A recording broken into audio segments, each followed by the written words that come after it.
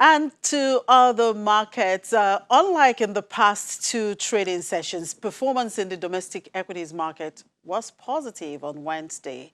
The NSE All Share Index advanced by 1.1%. What possibly drove that sentiment? Let's talk to Temple. Hello, Temple. Good morning. There was some kind of respite at the equities market yesterday. What changed the narrative? Great.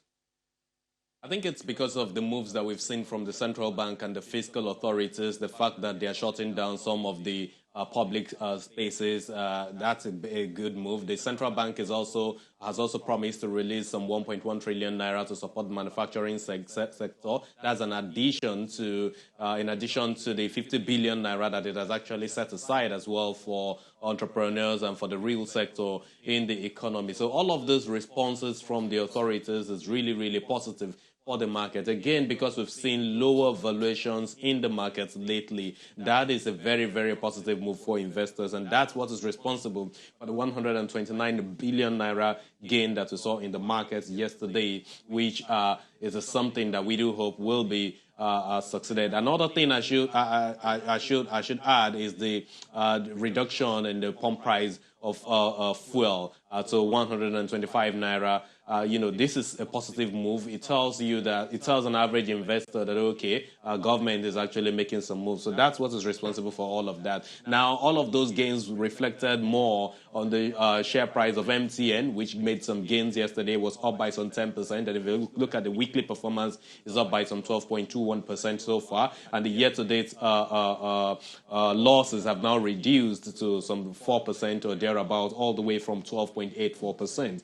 So if you look at other counters like GT Bank, we saw over 3 billion naira worth of transactions, traded, exchange on that particular counter yesterday. All of this reflects what is going on in the economy. Again, you know that GT Bank has actually hit the floors. Our folks have actually paid more attention to Zenith Bank lately, but yesterday we saw Zenith Bank between the bulls and the bears because some folks were, pulling for some profit actually because they bought at lower rates, so 10 naira, some 11 naira. It's now around 14 naira, so it was time to actually take some profit. If you look at activity level, we saw a decline in volume of transaction, but if you check the value of transaction, it was up by a whopping 31%, and that explains what I explained earlier. While the gains also were felt more on the banking stocks, because if you look at that, the performance of that sector was more than 2% yesterday. We saw NPF Microfinance Bank, Guarantee Trust Bank, Wema Bank, and Fidelity Bank all recording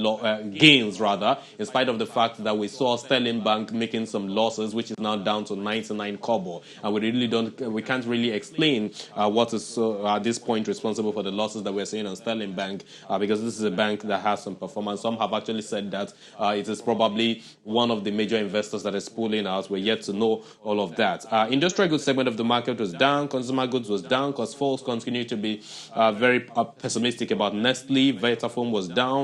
They've done the payment of their dividends, and so it's time to actually look elsewhere. That's why investors are dropping their funds on that counter. Insurance was down yesterday because we saw Law Union and Rock dipping by some 6.8% in spite of the 10% gains that we saw on Lasaco Insurance. Now, oil and gas was up yesterday, surprisingly, and that explains the move from the PPPRA, the federal government, the Ministry of Petroleum Resources. If you look at Etana PLC, which is a major marketer in the system, it was up by about 10% yesterday. In spite of the vulnerabilities surrounding O&O PLC, was up by about 10% as well yesterday. That's because the price got investors to actually react to it. And we know that if you look at our energy sector, the energy stocks that we track, we didn't see much of difference across the likes of Cornwell, Adova PLC, 11 PLC, perhaps because 11 PLC has indicated plans to actually delist from the stock exchange. That's not attractive at this point in time. Seplat didn't make no move.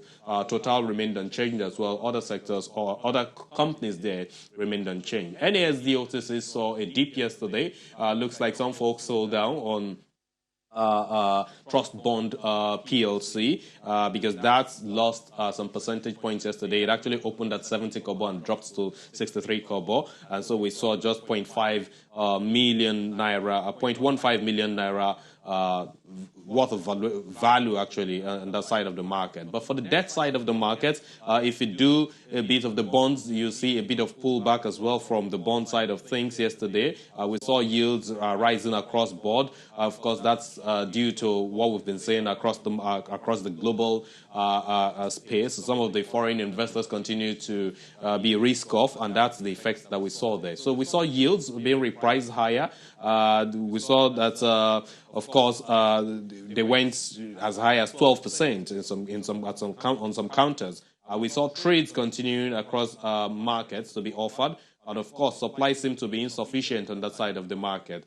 For the treasury bill side of things, we saw a bit of improvement. There's a bit of glut on that side of the market now, in spite of the fact that we saw also the DMO, carrying out some kind of auction yesterday, offering some 47.5 billion naira. We saw that rates actually declined. Finally, the OMO side of the market saw some kind of a push on rates. We've seen a lot of investors, local investors, looking for spots to actually put their funds, and that's brought about some kind of a glut in that space as well, in spite of the interest that we saw on the February and March bills, or almost maturities rather, on that side of the secondary market. Thank you, Temple. Well, hang in there. We'll come back to you shortly to lead us into today's activities.